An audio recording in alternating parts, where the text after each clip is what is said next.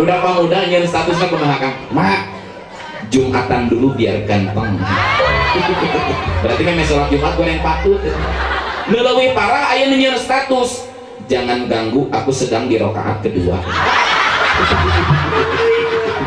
Amit sholat wae nyen status berarti.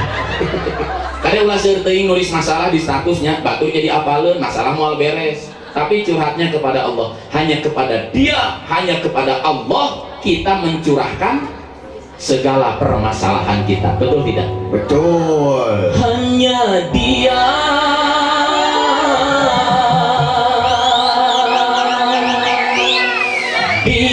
dia,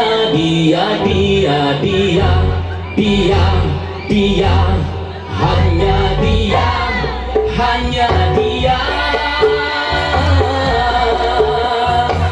yang ada di dalam jantung hati, tempat menyembah, tempat meminta, tempat curahan hati yang damai. Hanya Dia yang ada di dalam jantung hati, tempatnya rida, tempatnya lindung, tempat curhat, tempat minjem duit, tempat...